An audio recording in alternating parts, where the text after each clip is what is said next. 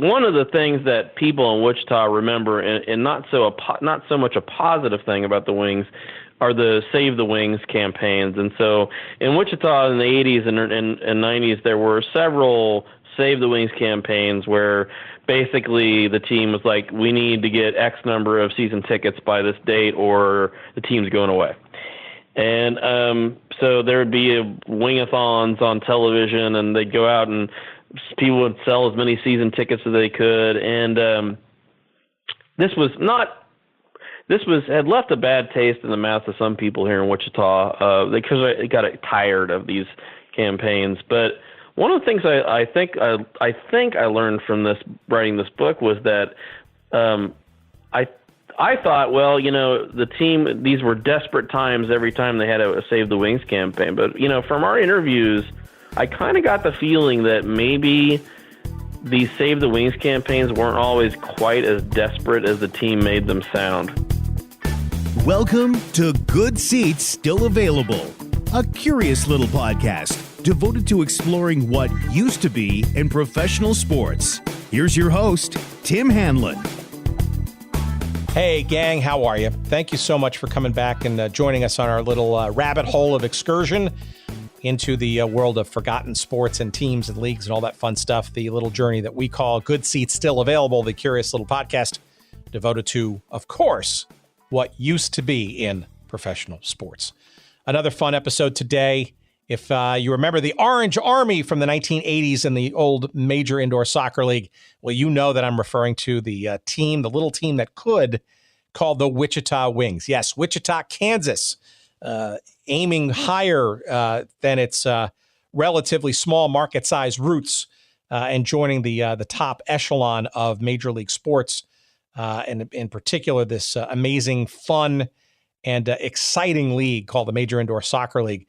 The Wichita Wings were quite something. They were a standout. They were, if you will, kind of the almost like the NFL Green Bay Packers type version of Major League indoor soccer. And the gentleman behind telling and remembering the story of the Wichita Wings, and it's one that's just chock full of fun stuff, are our guests today, Mike Romalis and Tim OBryhim, who are authors. They are film producers, and they are also just super fans of the old Wichita Wings of the MISL. They also played in the successor NPSL in the 90s as well.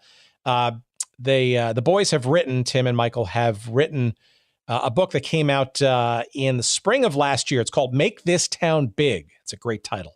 Make This Town Big, the story of Roy Turner and the Wichita Wings. And the book has been so well received. It is being now translated into a documentary film. I don't know what the title is going to be. I don't think I asked them, but you could give a listen, and maybe we did. They are making Tim OBryhim and Mike Romalis are making a movie about the Wichita Wings. I believe it's scheduled to come out, and I forgot when they said it was coming out. Sometime, I believe, in the early part of next year. And I highly look forward to watching that. We will have a link to the promo for that video, which they just posted on YouTube a couple of days ago. But we're going to be talking all things MISL and in particular Wichita Wings with Mike Romalis and Tim OBryhim here on the big podcast in just a couple of seconds. Stay tuned. It's really fun. We talk about people like Kim Ronfed and Eric Rasmussen, and there's a little bit of Crazy George in there. Everything Orange Army. We talk about Roy Turner, the coach, of course. It's all good stuff. Give a listen in a couple of seconds after I regale you, of course, with a promotional message from our friends at Audible. If you haven't been browbeaten by me yet to be submissively convinced to go try out Audible for yourself, please do so. It's an awesome service. Audiobooks are good for the soul. They're certainly good for the ears. They're good for the mind. And there's no better place than Audible to understand the beauty of what an audiobook is all about. audibletrial.com/goodseats. That's your place to get a free audiobook download for you to try, gratis, for free. You can cancel at any time, and you will also get a 30-day trial, free trial, of Audible's service. Again, it's audibletrial.com/goodseats for your free 30-day trial of the Audible service and, most interestingly and importantly, a free audiobook download for you to listen and enjoy on whatever device that you have that you want to listen to said audiobooks. And there's, like I said many times before, there's 180,000 plus titles to choose from. I dare you not to find one that will be worth the time and the effort and hell for free at that. Again, audibletrial.com/goodseats and give it a try. We appreciate it. And so do the folks at Audible. And thank you again, Audible, for being a sponsor of our show and our fledglingness. We appreciate it very much. Okay. We are going, of course, not waste any more time, and we're going to get right to our fun chat with the boys from Wichita, Tim OBryhim, Mike Romalis, and we're going to talk about Wichita Wings, soccer, indoor style, coming at you.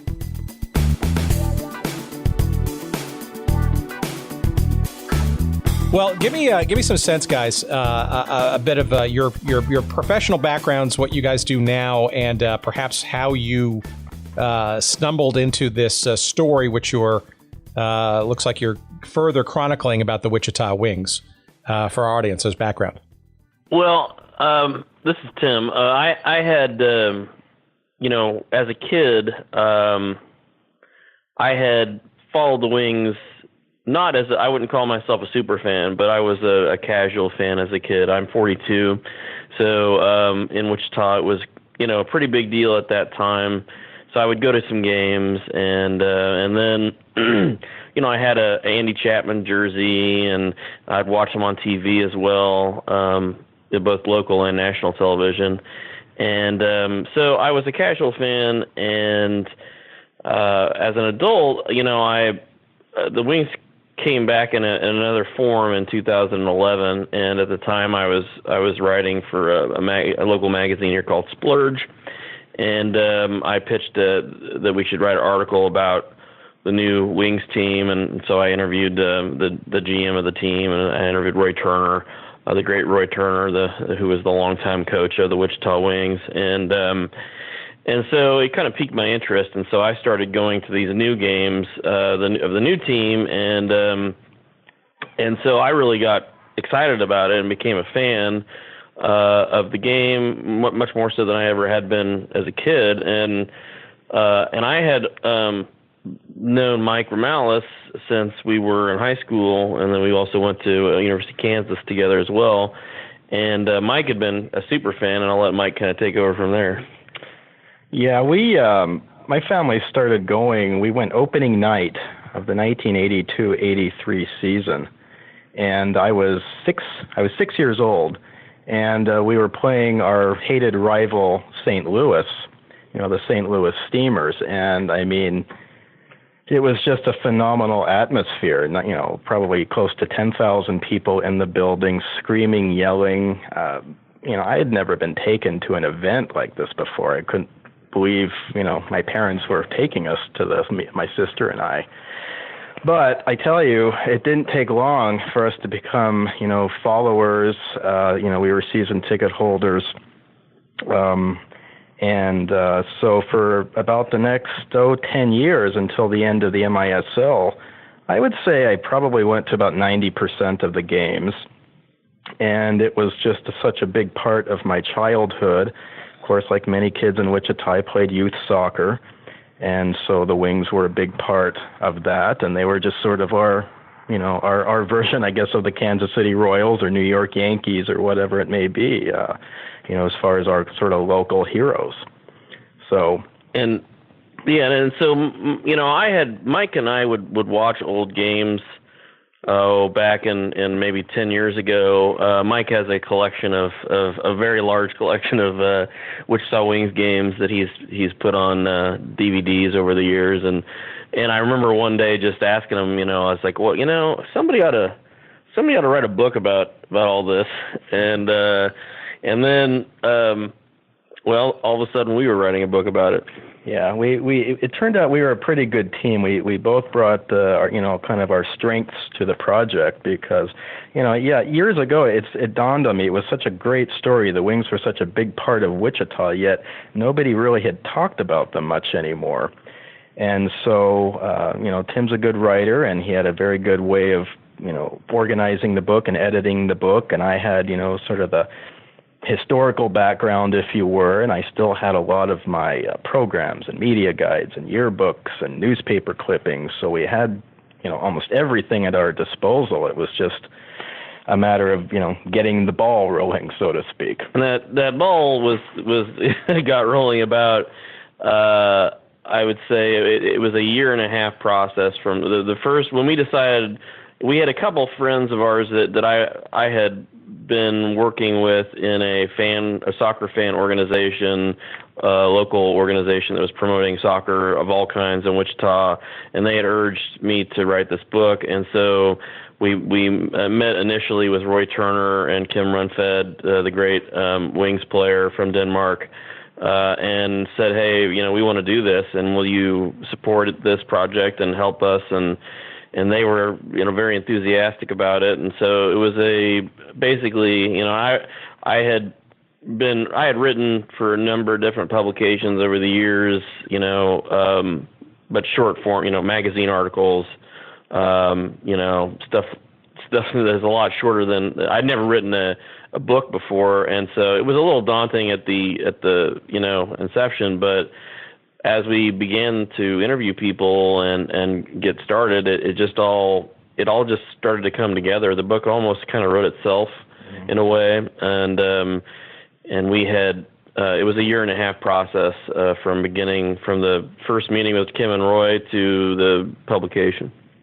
And the book that we're referencing came out in May of last year, 2016, called "Make This Town Big: The Story of Roy Turner and the Wichita Wings."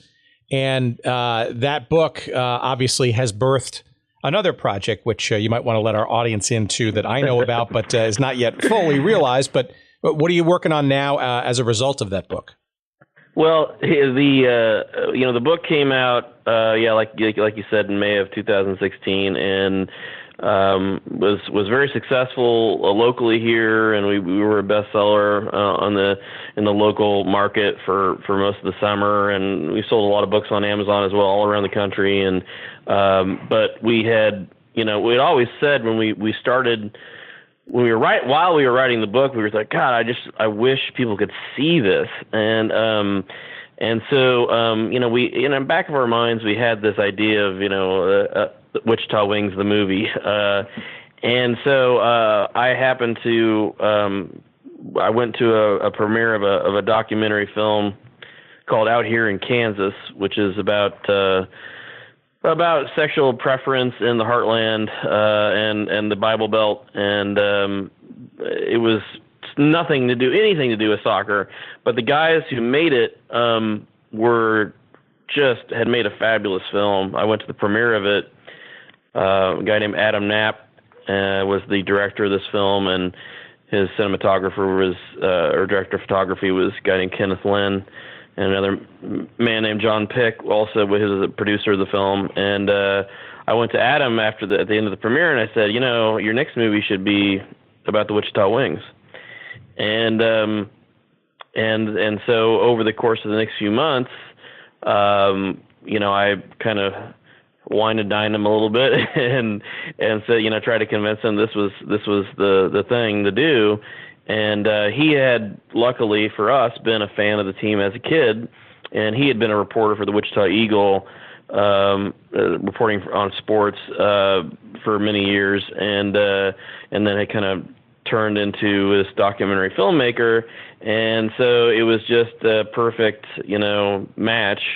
And so for the last, since about May, we've been shooting various interviews and various creative shoots becoming this documentary about the Wichita Wings in the 1980s. And it's a really exciting project, and we have a teaser trailer we just put together. We're about to release it to the public here in the next few days, and I think people are it's very high quality, and it's going to be a really amazing film. Where is that going to be? Because obviously this is going to probably air in a couple of weeks, so by the time that this airs, it'll probably be out there if you happen to know where it is now, or will be. The teaser trailer we'll put it out on YouTube, and you'll be able to access it by we have a Facebook page, Wichita Wings, the movie. Also, we're on Twitter and on Instagram, and our Twitter is, I believe it's Wichita Wings Movie, and then the Instagram is ICT Wings Movie. If you just search for Wings Movie, you'll see all this social media stuff pop up on Google, and so we'll put that link out there when it comes out, and the film itself will not be done. We'll probably be releasing it September of next year, so about a year from now. I'm guessing. It's hard to say, but we're traveling we have some trips we are going to interview Andy Chapman in Michigan, and the great Andy Chapman, a forward for the Wings, who many MISL fans will remember. He had played for Arsenal as a 17-year-old and came to America and became a star here. And then Terry Nickel was a great midfielder for the Wings, and he's in Ohio. And then we're going to fly to Denmark and to England this summer and interview a whole bunch of guys, former Wings that are out there. So it's quite a project. There's a GoFundMe page for this too. Wink, wink. If I need to ask. Yeah, Wichita. Yeah, the GoFundMe. If you just search for Wichita Wings movie at GoFundMe, you'll see. I believe it's actually GoFundMe.com/Wings movie. Well, look, it's a testament to you two not being the only ones interested in remembering the story and trying to document it. But let's maybe get to the beginnings of that, right? So it's clear, both in the book and the way you've set up this film as it comes together, that one of the seminal people involved in it, from which the story centers around, is Roy Turner. Do you want to give our audience a bit of a sense of how the club sort of got going and Roy Turner's part in that startup? Well, let me just give a little bit of his background, and then I'll let Mike kind of go into the how he came to Wichita. But Roy was from Liverpool. Was born in World War II, during the Blitz, and grew up in Liverpool, and eventually played as part of the Everton system in what is now the Premier League, and so he had eventually made his way to America and played for the Dallas Tornado in the old NASL, North American Soccer League. And Roy his nickname was the Digger. He was basically specialized in getting the ball. And once he could get the ball from the other team, then he would distribute it to guys like Kevin Cooley, another great wing, and other players that played for the Dallas Tornado. And Roy was known as the Iron Man of the NASL. He played a huge number of games in a row, and was very good at just getting the ball from other teams. And so as his playing career came to an end in Dallas, he was very involved with getting the kids in Dallas to become soccer players, and he'd go around to schools and all over the place, attempting to grow the game. And so then, what happened then, Mike? Well, Roy's career was coming to an end in about 1978, and consequently in Wichita, youth soccer was starting to grow. There was a guy named Tom Marshall, and with respect to Roy Turner, Tom Marshall is really the true founding father of the Wings. Tom was he was from upstate New York, so he was from a pretty soccer-heavy area, and he came to Wichita in the 70s. And he had a son who was playing youth soccer, so Tom got involved in AYSO as like a commissioner. And as participation grew, they realized, we need some more fields for all these kids to play on. And some land became available in East Wichita, and in order to, fund the purchase of this, he staged a fundraiser in the form of a an exhibition game at our newly built Kansas Coliseum between the Houston Hurricane of the NASL, which at that time had Kyle Rote Jr., and of course the Dallas Tornado, which Roy, he had just finished his career, but also had players like Kevin Cooley. And so they had this exhibition game on December 1st, 1978. And they brought about 5,800 people to the Coliseum for this, and it was just kind of a big day of soccer anyway, with clinics, and it ended with the game. And then Tom staged another exhibition a few months later between Chicago and Tulsa, and altogether these two games brought in about 10,000 people. So Tom said, well, maybe there's something here. Maybe, this is a good market to have a professional team. So he started, making calls and trying to make connections. And eventually, the original plan was for the Wings to join the old American Soccer League, which at that time was an outdoor league, but they were looking maybe to make an indoor league. Well, that didn't happen, but of course, the MISL had just finished up its first season, and it was looking to expand. And so between Tom's persistence and the backing of a guy named Robert Becker, they were able to establish a franchise in Wichita. I don't know. The story kind of sounds like the MISL wasn't real keen on a city the size of Wichita joining, but I think seeing that, they had there was real money involved. And people know how, they just couldn't say no. We interviewed Doug Verb for the book, and Doug had been the director of the press relations for the MISL, and he was like, well, we saw Wichita as, it's like, well, they got the money, yeah, and so let's see what they can do, and that's Bob Becker had been, he was in the oil business, and so and like a lot of, in Wichita, if you have a lot of money, you probably got it from oil originally, and because this is kind of what was an oil country, and so Becker had basically put the money forth for the team and was the majority. Most of the money was from him, and they made Tom Marshall his general manager, and which led to a lot of controversy that first year, but it led into that first season for the Wings.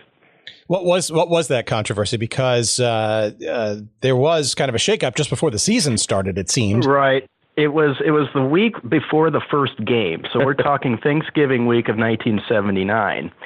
And at that time, Tom was, his title was general manager, but about a week before, he was let go. Well, I guess it kind of depends on whose story. Some say, he was let go, or maybe Tom resigned on his own volition. But needless to say, they thought that maybe, at least Becker thought maybe too much money was being spent and not enough tickets were being sold. There was a personality conflict, I think, between Marshall and Becker, and Marshall, I think, resented the fact that Becker had sent in another his attorney, whose name was Ward Lawrence. To basically kind of watch over Tom Marshall's shoulder while he was running the team, and there's a big controversy then about I think Tom had made a statement to Bob Becker or to Ward Lawrence about how if he didn't get X, Y, and Z, then he wasn't going to be the GM anymore. And so Becker said, "All right," and then said, "That means you just resigned." Yeah. And then they were arguing, and over in the Wichita Eagle had articles about one side says this, the other side says this, and Tom Marshall says I didn't resign, and I was fired, and Ward Lawrence and Bob Becker said no, it was the opposite, and but in the end, Marshall was out the door, and it was a week before the beginning of the season, and they still had a woman named Jackie Knapp, who was the PR person for the team. And then so they had to go forward, all of a sudden with with a whole new team, or a whole new group of people trying to put this team together. Except for Jackie Knapp was the only person that was kind of left on from the first group of people. So it was a inauspicious start, and so a man named Ray Denton was brought in to sort of head up the operations of the team, the nuts and bolts of the thing. And but they actually had a pretty good amount of success that first season. And on the field, they had a very good year. And Roy Turner at the helm. I mean, he was the soccer guy, and he was very easy to work with. And so consequently, the field operations were great. So. Well, there was that, you kind of hinted at it. I mean, Wichita, obviously not the largest market in the country, right? And the MISL, right, at that point, coming off its first season, only had 6 teams. Mm-hmm. So I'm just curious as to like who reached out to whom first. It seems like perhaps that maybe Wichita kind of put itself on the radar before, say, the MISL was looking at Wichita, per se. Yeah, I mean, after the potential deal to try to get the Wings into the American Soccer League, after that fell through, I mean, the MISL was the next obvious option. And knowing that the league was looking to expand, especially to the Midwest, because most of the teams were in the East Coast, Mid-Atlantic, as well as Houston. But they put teams in Detroit, they put a team in St. Louis, and so geographically, Wichita was good. But again, given Wichita's size, we were always kind of more of a minor league town. Minor league baseball. We had Wichita State basketball, but we didn't have, a history of any kind of major league team like every other city of the MISL did at that time. Yeah, the Wings were the first major league team in the history of the state of Kansas. Mm-hmm. Of course, the Kansas City Royals, the Kansas City Chiefs were in Missouri. So, it was Kansas's first actual major league team of any sort. And like I said, I think the league was like, well, since they have the money, let's see what they can do. And then it became, the Wings sort of became, and I don't know who exactly was the first to make this comparison, but they basically became the Green Bay Packers of the MISL. They were the little town in this big league with. When you go down the list of teams in the league, New York, Baltimore, Philadelphia, St. Louis, Cleveland, Chicago, Buffalo, these are all NFL franchise towns. These are all NBA franchise towns or, Major League Baseball towns. And Wichita, of course, was, really stuck out in that way. But despite that lack of size, and in fact, I remember Jackie Knapp said that when they were pitching it to the MISL, the MISL had said, well, we need to have X number of people in the metro area. What was it? I can't remember what they said. About 500,000. And so Jackie was like, metro area. So she decided, she drew a really big circle around Wichita to include, some towns that are, an hour away. Yeah. and if you push it, at the time, you could find 500,000 people in a really large metro area within, 150 miles of Wichita. But so it was a bit of a stretch, but the Wings when they shut down in 2001 were the longest running soccer franchise in the United States. Yeah. Yeah, well, look, I think that speaks to, and I think our previous guest, Michael Menchel, was kind of hinting at it too, that there were a number of markets, either because of struggling NBA or NHL franchises, or in the case of Wichita, the non-existence of any other major league sports franchises, especially during the winter season. It was literally the only game in town, and in those environments, it made for an unfettered presentation and almost love affair with certain fans in certain markets, and I think Wichita clearly was one of those. Oh, absolutely. One of the most fascinating things I think is that at that time Wichita had about 200,000 people, 250,000 people in it, in the city itself, maybe. I mean, and there were 9,000 people going to Wings games the same night there were 9,000 people going to Wichita State basketball games. And so you had this real, it was an impressive show of support for what at the time was actually Wichita State basketball. Actually, at that time was doing very well. This would be during the Xavier McDaniel era and Cliff Levingston era. But sure. And so they were, Little Wichita was, filling up two different arenas to capacity on weekdays sometimes, or weekends as well, supporting, a lot of, a significant portion of the city was in either Henry Leavitt Arena or the Kansas Coliseum on certain nights of the year.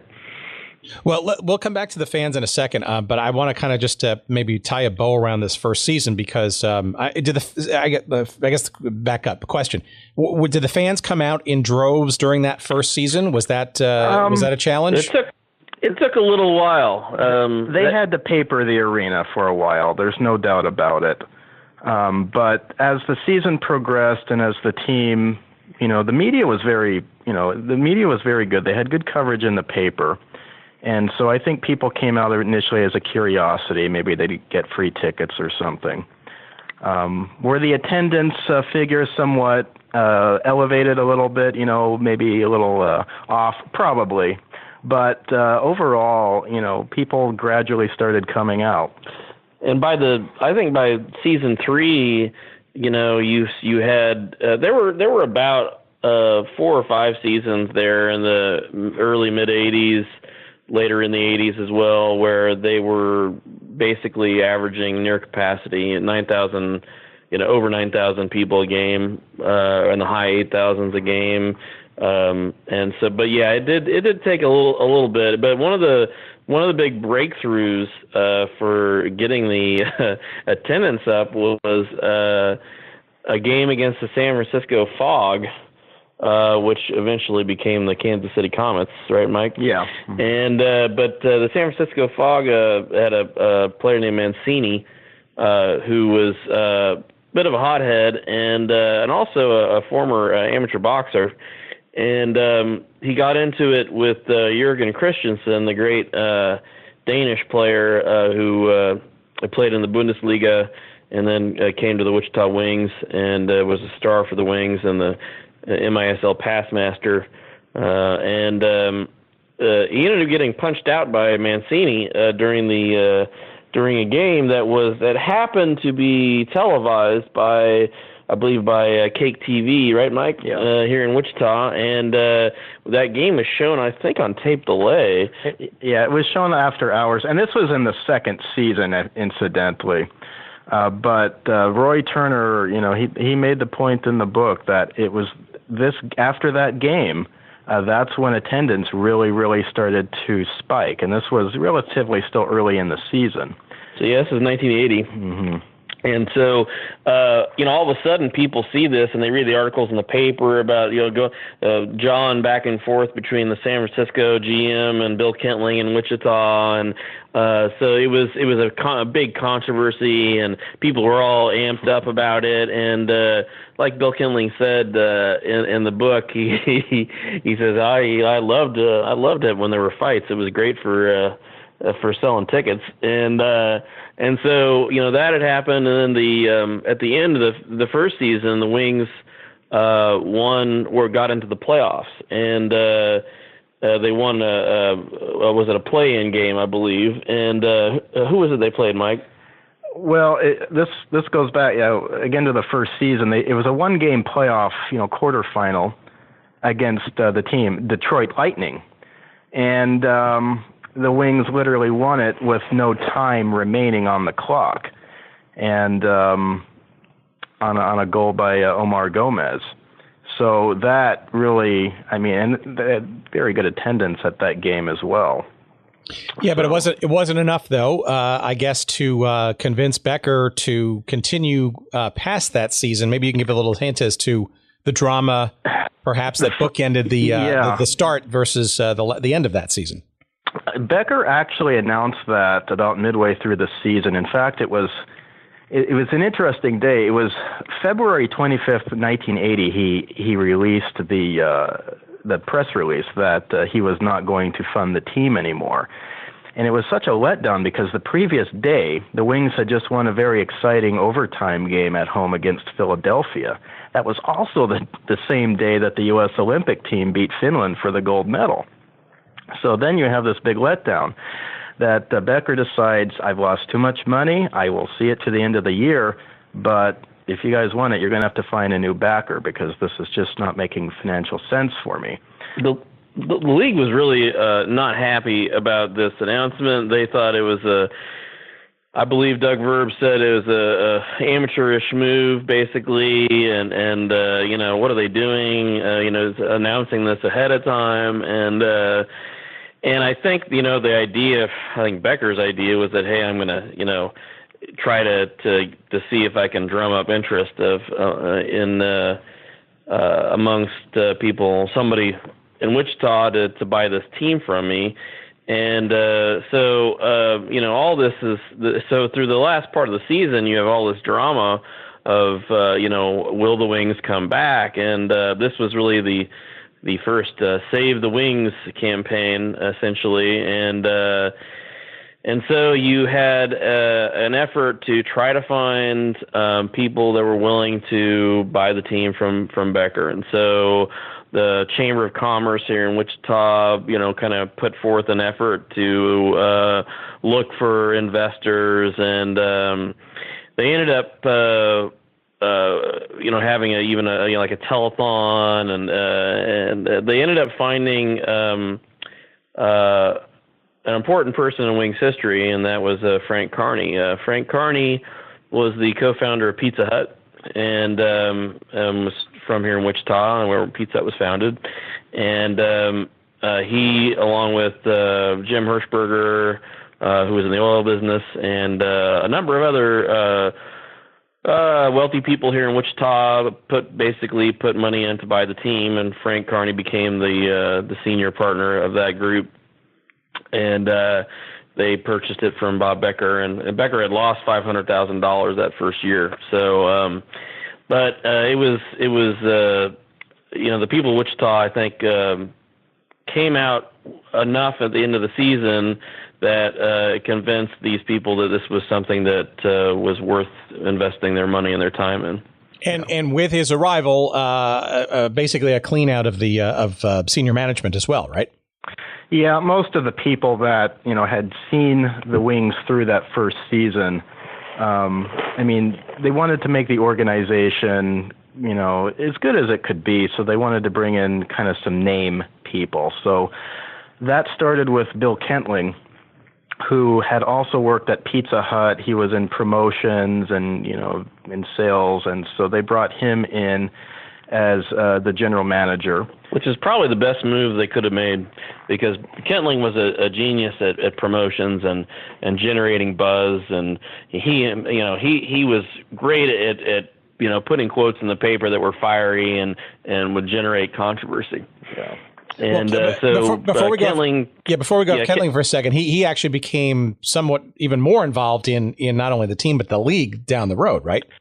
Yeah, he eventually, after being GM of the Wings from 80 to 86, I believe, he became the league commissioner, MISL commissioner, and was the commissioner for a 3-year term. Yeah, so that's a seminal moment actually for the league itself, which obviously you got to give credit to Carney and his group for in the second year of the team. Right. No, and it was kind of even slow going the second year because they had received a lot of pledges, going into that second season for tickets, season tickets. Well, those pledges didn't always turn into sales. So consequently, attendance was pretty sparse the first few games into the 1980-81 season. And, leading up to that infamous game against San Francisco, I think there were already whispers like, if people don't start coming out, we're just not going to be able to fund this again? Because you said you wanted it, now you're not coming out. So which is it? So after that San Francisco game, attendance did pick up. And so consequently, they had some, I think they had maybe one sellout or near sellout through the rest of the season. And then, in the next few years, it began to, grow to the point of, Wichita got used to selling out or near selling out, every game of the year. Yeah. Well, that's interesting. So the, as a young kid growing up in the New York metropolitan area, clearly watching those games on the USA cable network with Al Troutwig and Cal Rote Jr., those games in Wichita were, I'm trying to figure out the right word here, electric, I think. Yeah. You felt that it was, it felt smaller. I believe the field itself was relatively smaller compared to those of other arenas, and it was just no doubt that the sound and the passion in that building, every game that was nationally televised was palpable. Well, the people of Wichita started to all of a sudden realize they had this thing of their own, this professional sports team at a major league level, and you could go out and go to a game, and then after the game you could go have a drink with the guys at a bar called the Hatch Cover. And you could meet the players at summer camps, and the players might even remember your name.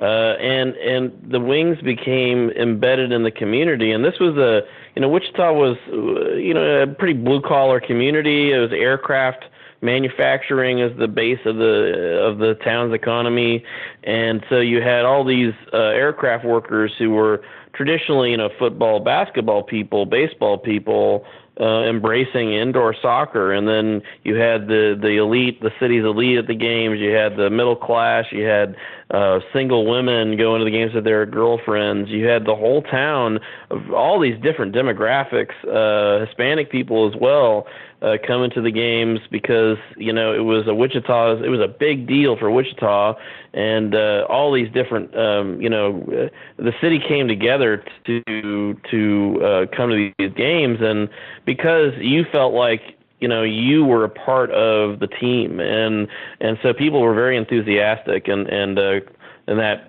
the fan base eventually got Roy Turner coined the term the Orange Army for the fans who would come out and orange everything, and so I think that atmosphere you're describing was a product of that feeling of ownership that the people had over the team that often was literal because it wasn't all Frank Carney. It was a lot of different people had invested small amounts of money in the team as well, which is yet another reason why it was, the Green Bay Packers of the Major Indoor Soccer League.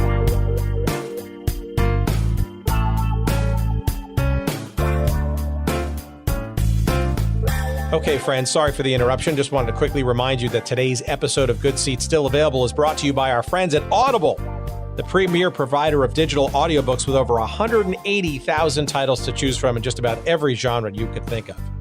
Audible titles play on iPhone, Kindle, Android, and more than 500 devices and MP3 players for listening anytime, anywhere. And for a limited time, my audience can listen to a free download of any book that they choose, as well as get a 30-day free trial when you go to audibletrial.com/goodseats. That's audibletrial.com/goodseats. And you can choose from over 180,000 titles, as we said, including one that I'm listening to right now. It's called The 10-Gallon War by John Eisenberg. That's the story of the NFL's Cowboys, the AFL's Texans, and the feud for Dallas's pro football future. Another one on my list, which I have yet to download but is on my queue, that could be interesting to our audience here, is called The National Forgotten League by Dan Daly, entertaining stories and observations from pro football's first 50 years. Those are just two of the many thousands of titles to choose from, and not just in sports history, but you name the genre that you might want to listen to, and Audible's got it. By the way, two guests perhaps that we'll have on the show, hopefully sometime soon. But again, go to audibletrial.com/goodseats for your free 30-day trial, as well as your free audiobook download to try it out for yourself. Again, that's audibletrial.com/goodseats And now, back to our conversation.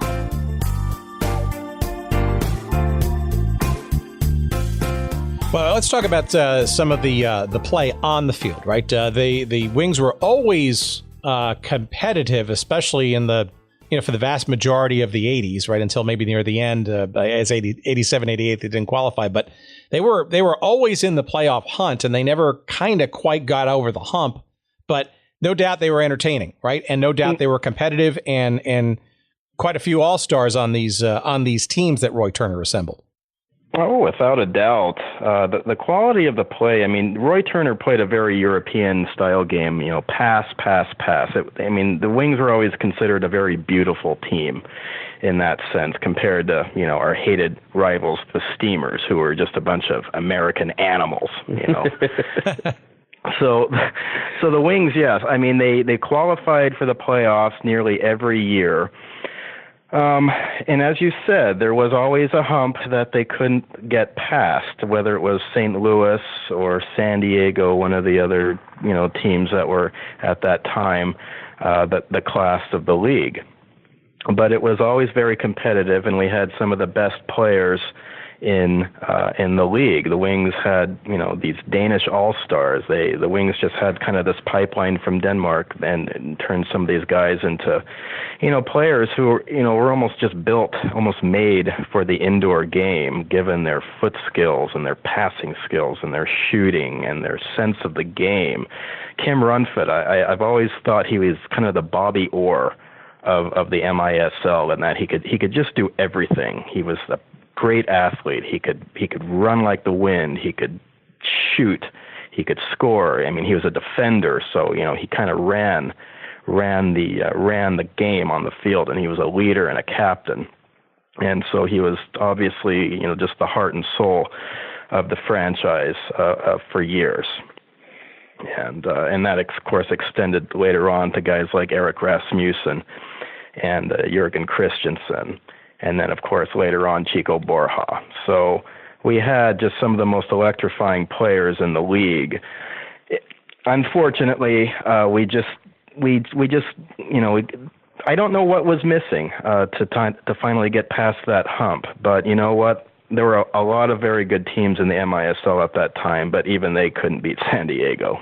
And I think it did stick in the craw of Roy Turner that he never got to a finals, and of course he and Kevin Keeley, Kim Runfed all feel like they should have gone to the finals in 1981 when the Wings played the Steamers in the semifinals, and that year the league had a Final Four format where the top four teams played in St. Louis for the championship series in semifinals and finals.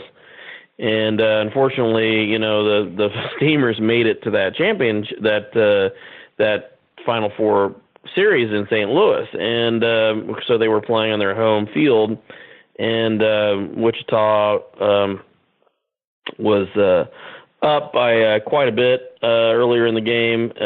Was it 7-1, Mike?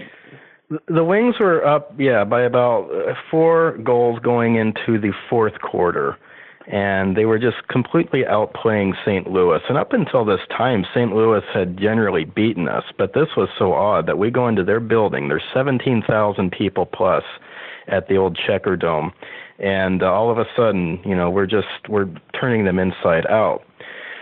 But they didn't quit. The Steamers did not quit, and they staged this amazing comeback, and they tied the game with about a minute to go in the game. And it went to an overtime. Nobody scored. And in those days, if no one scored in overtime, they went to a shootout. A one-on-one against the goaltender, you had 5 seconds to score. And the Steamers ended up winning in the shootout, actually on a penalty kick. I guess the feeling is, at the time there was thoughts that, the referee, he didn't call maybe some obvious fouls against St. Louis. Maybe St. Louis got away with some plays that they normally, they shouldn't have. I guess the idea was, they wanted just to let them play. And that, at the halftime, that was I think Roy Turner thought that the league had went to the refs and said, look, just let them play. Yeah. And then the second half was Mike Deller got injured in a very questionable play by Steve Petra, I believe. No, it was Don Ebert, sorry. Mm-hmm. And so the Wings reserve goalie came in and it was to this day Cooley and Turner believed that they were robbed, and in fact we wanted to film that. Well, I'll just put it like this: they won't watch that game ever again. They won't look at it. They refuse to see it. So yeah. It was a very, very crushing loss, and St. Louis ended up, of course, playing New York for the championship a couple days later. New York ended up winning on a goal, of course, by Steve Jungle. But even New York, I mean, they wrote a very nice letter to the Wings fans that was printed in the local paper, basically saying, you guys, you played a very good game, and we kind of feel maybe you got robbed as well. But it's a touchy subject. Yeah, I mean, in Wichita. But so. I'll tell you, it was still very good for the league. It was a very, they never played that kind of format, that Final Four format again, because the idea of it being a neutral site, yet St. Louis is in the playoffs. I mean, that's silly. But as somebody was quoted later in an article written about that game, it was just a great weekend of soccer, and I think it did do a lot to help promote the league. And that game became known as the greatest MISL game ever. Yeah. I mean, in fact, the MISL magazine, the magazine of the league, had an article. I think that was the title of the article, "The Greatest Game Ever." Yeah. Well, obviously, clearly, St. Louis was doing gangbusters.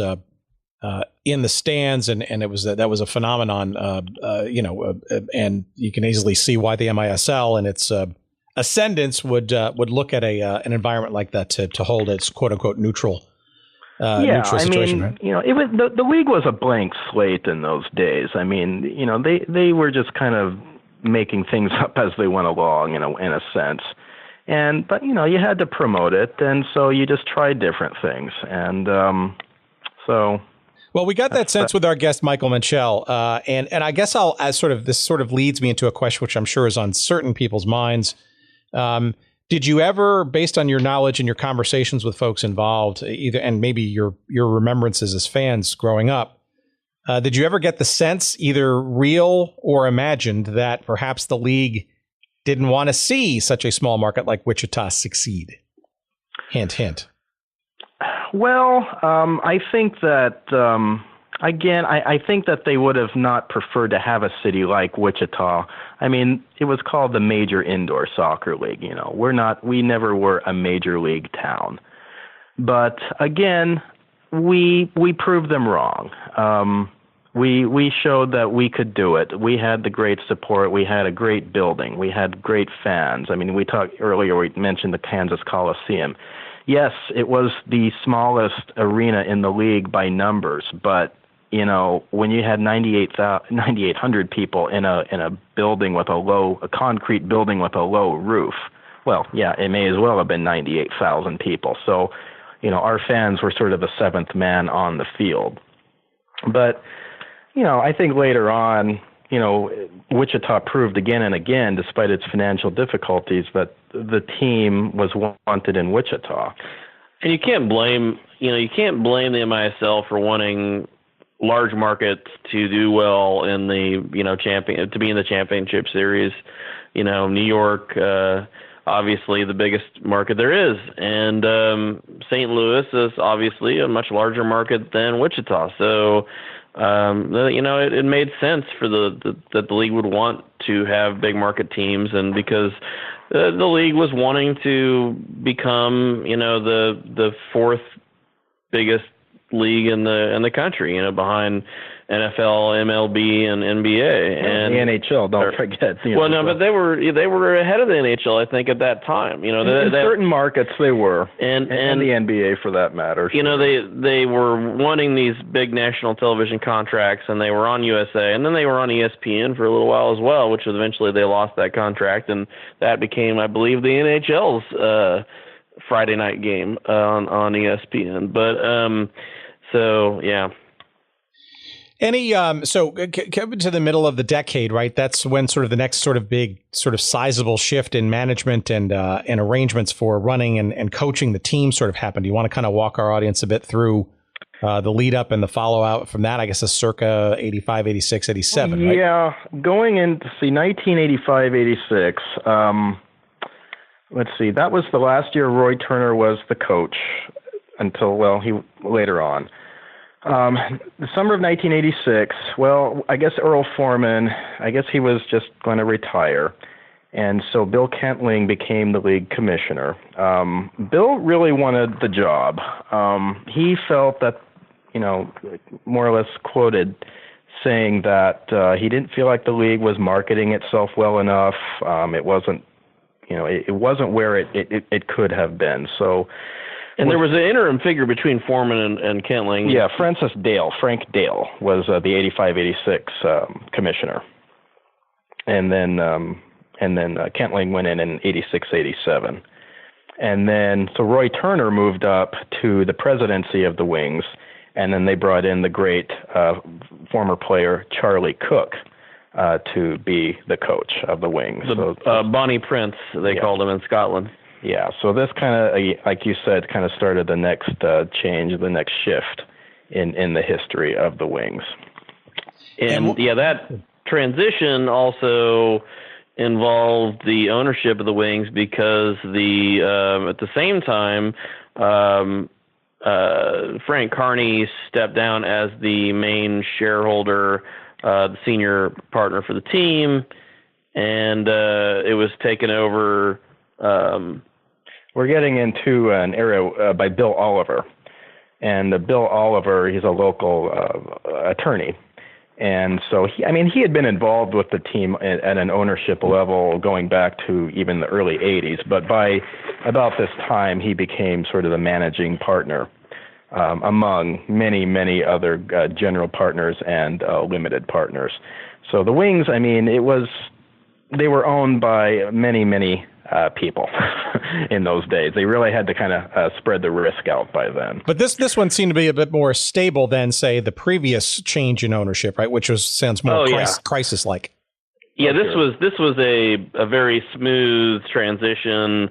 It was really just, Frank Carney wanting to step down as sort of the senior person and become, he was still, I believe he still had ownership, partial ownership of the team. He just decreased his equity, and then Bill and Mary Lynn Oliver stepped up and took over that role. And so it was, but you had all this change going on at the same time. You had the senior partnership changes, then Kentling goes to the MISL as commissioner, and so then Turner, can't be coach and GM, so he becomes president of the team, and Charlie Cook comes in to replace Turner. And Charlie Cook's assistant was Norman Piper, right, Mike? Yeah, Norman Piper had, he was one of the great original Wings, the first player, in fact, signed by the Wings. And after he had retired, he'd become an assistant coach. So. And around this time, and also somewhat stably, a player you hinted at before with pretty big impact across the league for a number of years is Hernan Chico Borja, former Cosmo. Yes, Chico came to Wichita after the Las Vegas franchise had folded in the summer of 1985. And Chico, he had played for the New York Cosmos. He was an Olympian. He played on that kind of ill-fated Team America NASL team. And but he had an immediate impact he could, again, great athlete. He could score.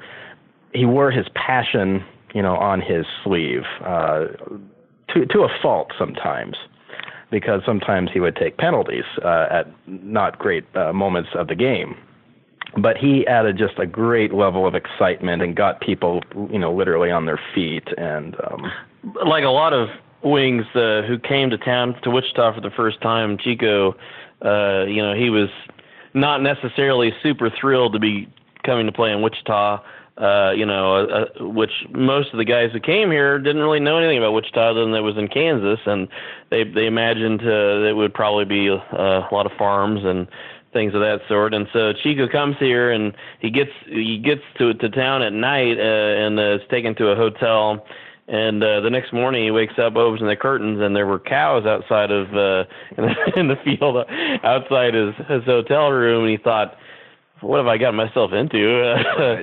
Which was the reaction of a lot of the guys that came to Wichita. First thing they come here and they're like, "Oh, this, many of them are Andy Chapman comes here from Southern California, and then other guys are coming from other major cities, and all of a sudden they're in Wichita, and it's a little bit of a letdown, comparatively to the bright lights in the big cities of wherever they had been previously. But what ended up happening is that a lot of these guys fell in love with Wichita because they just fell in love with the people here. Sometimes literally, married local girls, and the fans were so great here, loved the players so much, and so they were rock stars in Wichita. Right. They were when Andy Chapman put on those leather pants and went out on the town. It was he got everybody's attention, and it was a special time for Wichita, and Wichita made these players feel special because we showed them the love. Whenever the team would fly back to the airport after a road game, there'd be Wings fans at the airport to greet them every single time. There was never a time that I think it was Kevin Hewley said he could not remember a time that they didn't get greeted at the airport by a group of fans. Yeah, win or loss, they were there. So yeah, I mean, it's pretty amazing too. You also look at the attendance numbers. You mentioned in the beginning a little sort of hard to get the kindling caught, if you will, if you want to strain a fire analogy. But this was a team that for the most of the 1980s. Largely filled the building, almost 10,000 people per game, 8,000, 9,000 on a season average. I mean, it was clearly a love affair between this city and this team for quite a long time that even extended, perhaps on a more muted level, to when the league itself ended as the major soccer league for that 1 year. And the team went to the indoor NPSL, which itself had been a challenger league under another name, and for another decade or so. I'm just curious as to what you guys attribute that sort of love, passion, interest, fandom, I guess, between this city and the sport and or this team in particular. A lot of it is the genius of Roy Turner and Bill Ling to go out into the community and seek out fans and seek out people. When Roy Turner was in Dallas, he and his coach, the second coach, Mike, whom Al Miller. Al Miller, yeah. They just went out and they just stormed elementary schools and high schools, and were constantly going out and talking to kids. And that's what Roy brought with him to Wichita. He came to my elementary school when I was in elementary school more than once. The players came out and demonstrated their, soccer skills. And, they were going out in the community. You could meet them at the bars out, at the official, post-game parties. And, they were just on commercials and local commercials in town, and they were just everywhere. They even one season they even had cars from the local Subaru dealership, and on the side of the car had this Wichita Wings emblem and then the name of the player. And so the players are literally driving around in Wings cars with their names on the sides of them, and they were just ubiquitous around town. And And so because Wichita, realized all of us, hey, we're competing with New York, we're competing with LA, we're competing with Chicago, all these big cities that, Wichita couldn't find their name next to New York ever before that. And so this competition made people very proud. This is a Wichita thing, and it brought all these different kinds of people together to support the team. And in my opinion, indoor soccer is a thrilling sport to watch in person. It's an exciting sport. It takes all the things about soccer that Americans usually don't like, low scoring, offsides. It gets rid of those things, and it brings in these things that Americans do like, which is, lots of scoring, lots of action, fast pace, theatrical introductions, all these things that the MISL brought to sports here in America. And so the people of Wichita were just entranced by this. And Wichita had, all these foreigners, guys from England and Denmark and Argentina and Germany and elsewhere come into town, and naturally the local people were excited about these people with these funny accents, and that added to the intrigue and the interest of for the local people. And you could run into Roy Turner at the supermarket, and he'd talk to you, and the same with the players. So it was an intimate fan experience, sometimes very intimate for some of the local ladies in town. Well, and speaking of which, we also have to mention, of course, the Wings had the Wichita Wings Angels. That was the cheerleading dance troupe, and they were, I think they were they were ambassadors for the team as well. And so, if you're a single guy, you're not going to mind, meeting some of those girls as well. So. Although the kissing booth, that was a mistake. Yes. They had at one event decided to have a kissing booth with the Angels, and we interviewed some of the Angels, and they particularly did not enjoy the man with who had the chewing. Yeah, Skull Man or Skull Man. They kept coming back for the kissing booth, but yes, it was an intimate fan experience, and in ways that larger cities couldn't replicate, in the sense that you couldn't go hang out with George Brett in Kansas City, you couldn't go hang out with Reggie Jackson in New York, but you could hang out with Andy Chapman and Kevin Cooley and Kim Runfed and all the guys here in Wichita. So that led to people felt like, in fact, one of the fans was interviewed for a marketing video for the team at a game, and he says, this isn't Roy Turner's team. This isn't Bill Kentling's team. This is my team.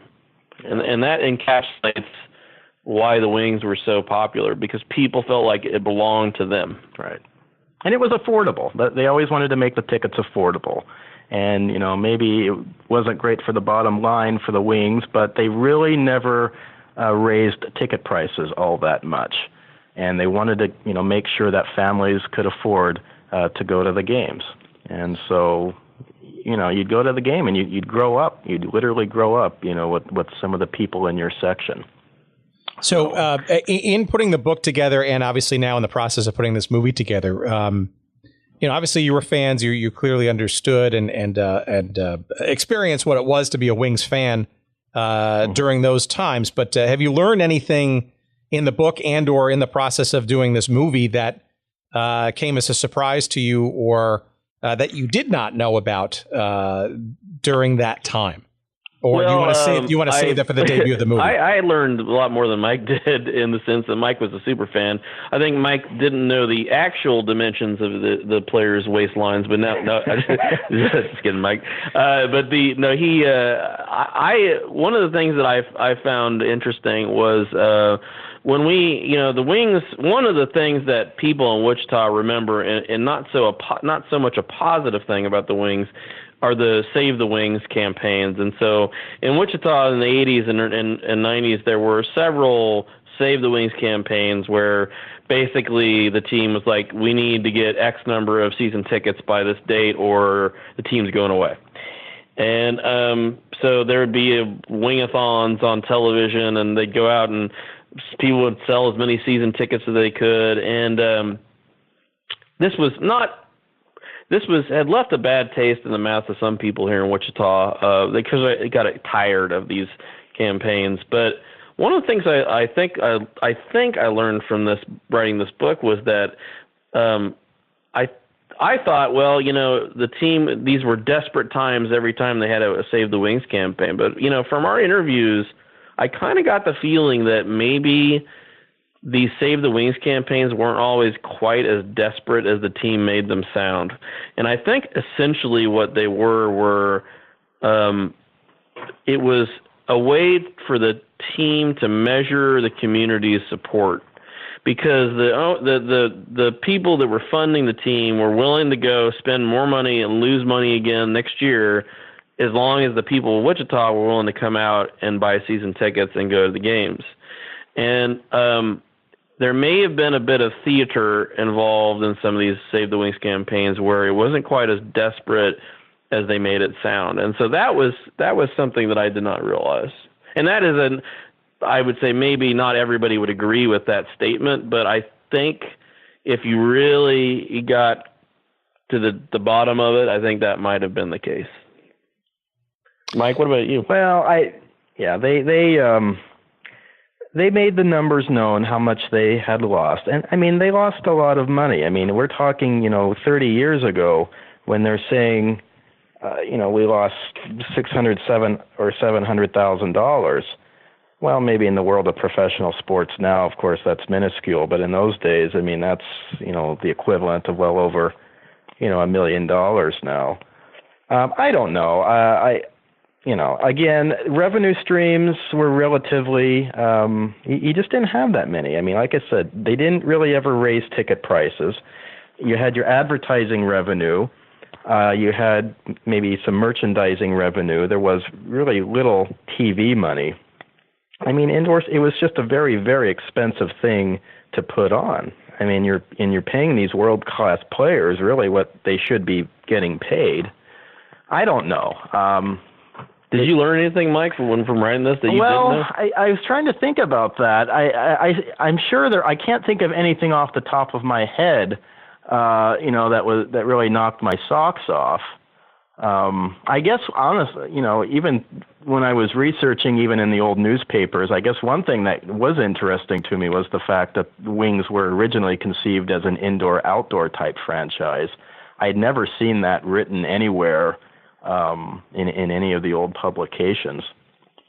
So I thought that was pretty interesting. Yeah, I mean, look, I think that it's interesting or important, frankly, to understand sort of that time in American soccer history, right? Because during the 1980s, as the NASL overexpanded, floundered, and then ultimately collapsed in '85, right? You had in its wake, some decidedly minor league soccer franchises, but nothing near the allure and the stature of the NASL. And the major indoor soccer league literally was the only soccer game in town, an indoor variety, right? And it was everybody was sort of writing off the sport of outdoor soccer as boring and foreign and it's tedious and all that kind of stuff. And yet you had this amazingly alluring and tantalizing product on the indoor circuit, and fans just ate it up.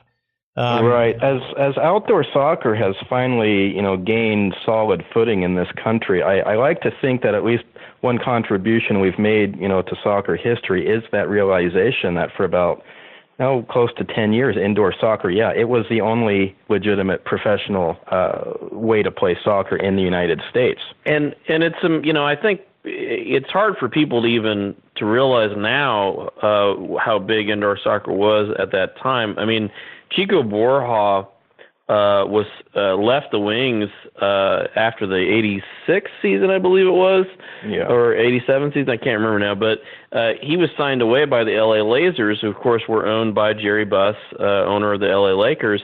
They signed Chico Borja to a 3-year, $1 million contract in 1987 or '86. That's a lot of money, and it's especially in today's dollars, that'd be even more money, of course. And guys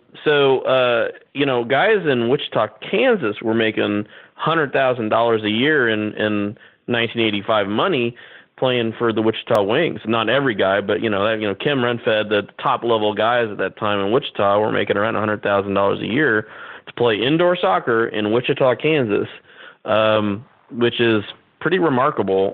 And it just goes to show that the MISL was a legit league with very top level talent. And I know the guys, Roy and some of the other players, feel like that the talent level of the MISL was actually better than the talent level of Major League Soccer now. They felt like the Wings could beat a lot of these MLS teams now. And I'll tell you, I can't speak to that. I'm not a good enough soccer expert to tell you whether that's the case, but that's what Roy Turner thinks. Well, I'll tell you look at some of those old clips from some of those MISL games, and they were intense and skilled, and So I guess two sort of wrap up, questions here as we segue to conclusion. Number one, do you think the phenomenon of the Wichita Wings and/or high-level, top-caliber indoor soccer comes back at any time in the future, and can it go, or was it kind of a once-in-a-lifetime kind of thing? And then number two, any residual effects, I guess, from the Wichita Wings experience in relation to where soccer is today? I don't notice yet a team, let's say in Wichita, in the Division III USL or the Division II NASL or any of that. Unless I'm missing it. What roots were left, and what is the future of soccer in the city? Well, I think to take your second part first, the impact of the Wings in Wichita on soccer was profound in the 80s, in the sense that you had every kid, not every kid, but seemed like every kid going out and playing soccer. Wearing Wings uniforms. Those kids grew up. Some of them became Wings later in the 90s at the end of the franchise. Some of those kids went on to play in Major League Soccer. Many of those kids are now running soccer teams here in Wichita. There is an outdoor team in the new NPSL, which is the amateur semi-pro league. It's called FC Wichita, and it's composed mostly of college players who play here in the summer. And but yeah, you're right. There is currently no soccer team, professional soccer team in Wichita. The city of Wichita actually is probably about to build a baseball soccer stadium downtown. Yeah, there was actually just an article in our paper just the other day about the potential of getting a Division III USL team. Yeah, that is the scuttlebutt is that we're going to be getting a AA baseball team and then a USL team, and I think that would be very good for the city. And in terms of indoor, the Wings came back in 2011. A local businessman named Wink Hartman, who's also in the oil business, like the original Bob Becker owner of the Wings. But Wink Hartman brought the Wings back for 2 years in the successor MISL league, MISL number 3 or 2. I can't remember how many of them there have been now. And then there were 2 more years of another team called the Wichita B-52s, which were in the MASL. And, I think indoor will probably return to Wichita, but it's hard to imagine indoor becoming what it was back in the 1980s ever again. It's hard to imagine that level of play and big deal that it was then, partly because of Major League Soccer. But there are people who are trying to make that happen. And you look at, I'm not sure if you're familiar with the futsal leagues that are being planned right now, but I believe Mark Cuban has money in the one of these futsal professional leagues that Keith Tozer, I believe, is the person in charge of. And supposedly it's coming to NBA markets in the next year or two. Now, obviously, futsal is not the same thing as indoor soccer as we're used to it. But of course, the court, they use a basketball court, and it's smaller than the MISL arenas were, and or smaller than the fields were, and they don't use the boards. But I think indoor soccer can become something again, but something more than it is now. But I doubt that it could ever become what it was in the 1980s, just unless there was some sort of collapse of Major League Soccer in America. Yeah, I mean, there will be a place for it. As long as you have players, you'll have a place for indoor soccer. I mean, the MASL, it still exists, and there are franchises all over the country. But if you're wanting to be a player, if you're wanting to play pro as a living, I mean, obviously MLS that's the ultimate goal now. Yeah, it's a double-edged sword, right? I mean, the success of MLS and all the things that sort of came before it, and we can argue whether, it's still artificially supported and should there be promotion and relegation and all that kind of stuff. I mean, those are separate topics for a different time. But, make no mistake, there is a stability to the outdoor game or the classic game, right, that clearly did not exist in the 80s, has eluded, this in this country for quite some time. And, but to your point, I think it's extremely important, whether it comes back as futsal or there's another variation of it to come, or the MASL, and its relative, unevenness, I guess, across the franchises that comprise that.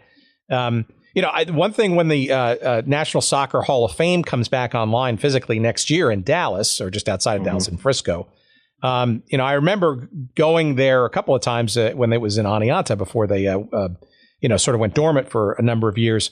There was nothing really even alluding to the indoor game, whether it was the NASL variety or the MISL. And there were always people in the soccer world who resented indoor soccer. They resented the success of indoor soccer in the 80s because they felt like it was a bastardization of the sport. And once Major League Soccer began to become powerful and eclipse the indoor game, they were more than happy to bury indoor soccer. They didn't. There were people who never liked it because, it wasn't the game that was being played around the world. And I think that's unfortunate that there were people with that mindset, because indoor soccer should have a place and I think in a perfect world, indoor soccer would be a off-season place for players who were playing professional outdoor soccer to play in. But that has sort of become very difficult because the Major League Soccer season seems like it lasts 13 months every year, and it's a never-ending season that has very little off-season in it, and of course those teams are not willing to let their players play in another league in the indoor league in the winter. But you have seen USL and NASL players playing both indoor and outdoor in the last 10 years, and I think it would be a perfect scenario for building indoor soccer as this off-season league that guys can play in to hone some of their skills. But you run into the problem of owners not wanting guys to do that. But that's why you have some teams. Cedar Rapids, Iowa has an indoor team and they also have an outdoor team in the summer. And so it's for second division soccer that is a good idea, I think. Well, it's also probably a way to allow professionals to stay professional completely without having to do the side job thing and all that kind of stuff. And look, this is what the NASL, and you hinted at before, the old American Soccer League, were kind of envisioning, sort of this indoor and outdoor thing. I mean, we had Terry Hansen on a couple episodes ago, who was part of the Atlanta Chiefs, and he regaled us in stories about how outdoors, at the Atlanta Fulton County Stadium, 55,000 seats, and they were maybe drawing 5,000 or 6,000 if they were lucky a game. Yeah. Yet when they switched to the indoor season, right, they sold out the Omni time and time again. So regardless of sort of where you fall on this, I mean, to deny that the Wings, the MISL, the 1980s, early 90s, was not part of the building blocks that supports a robust and still growing professional soccer environment in the United States, largely on the outdoor side. I think that has to be rectified. And perhaps I hope your movie comes out at that time. That the Hall of Fame is going to be in Dallas. Maybe, there will be a push to recognize the old MISL, because, of course, Dallas was a great franchise. The Sidekicks were a great franchise for years, Tattoo and everybody. So I would really hope that, if for no other reason, the location, we could get the MISL recognized in the Hall of Fame. Well, the timing of your movie coming out sometime next year, I think, would be very appropriate. So we'll try to keep that. We'll put a pin on this conversation, and maybe some of our vaunted listeners who have some pull in soccer history and the Hall of Fame, et cetera, we might be able to sort of make something happen. But before we run, guys, sure. I want to thank you. This has been awesome and a tremendous deep dive. Remind us again, give us some of your promotional opportunities here for both the book as well as how our fans can keep an eye on what you're doing with the film, and maybe even raise their hand and contribute something, perhaps something that eludes you. Oh, yeah. To buy the book, you can go to Amazon.com and purchase it as a physical book or also a Kindle version. And if you're interested in donating to the film, you can just go to the GoFundMe page, which is gofundme.com/Wichita Wings movie or Wings movie. I can't remember. I should have had that written down. But and then you can follow us on Facebook at Wichita Wings the movie. We also have a Make This Town Big Facebook page as well for the book. MakeThisTownBig.com is also, we have a website, I believe has a link.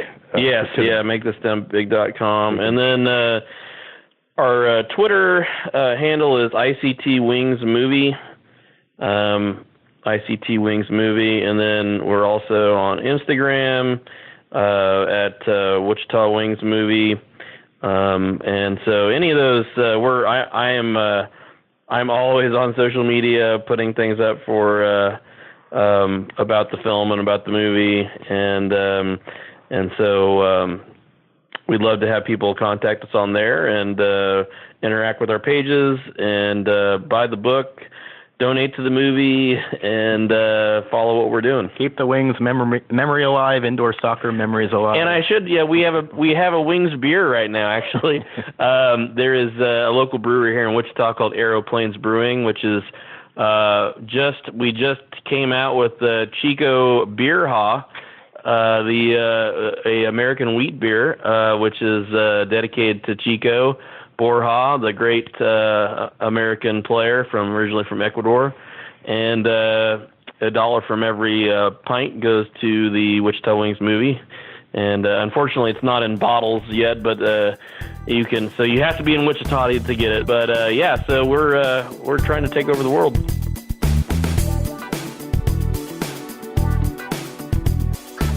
All right, fun times, live and exclusive. I don't know if it was live. It certainly wasn't exclusive.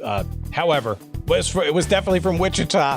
Thank you, Mike Romalis and Tim OBryhim. And we eagerly await this documentary film about the Wichita Wings. And you can participate in this process. So get ready to write these down. So there's a GoFundMe page, gofundme.com/wingsmovie. So you can contribute and be part of the festivities and maybe get a little promotional item in exchange for your support of the film. You can follow the movie on Facebook at Wichita Wings the movie. You can go to their website, which refers to, of course, the book from which this movie is emanating from, called MakeThisTownBig.com. Of course, that is also the name of the book, Make This Town Big, the story of Roy Turner and the Wichita Wings. There will be a link not only on all these places to that book, but you can find a link for that book on our website, goodseatsstillavailable.com. Just search for this episode and you will find that. If you want to follow the exploits of the movie being made, you can also follow them on Twitter at ICT, the letter I, the letter C as in Charlie, the letter T as in Tom, Wings Movie, ICT Wings Movie, at ICT Wings Movie, that is, on Twitter. And on Instagram, you can also follow them too at Wichita Wings Movie. That's all one word.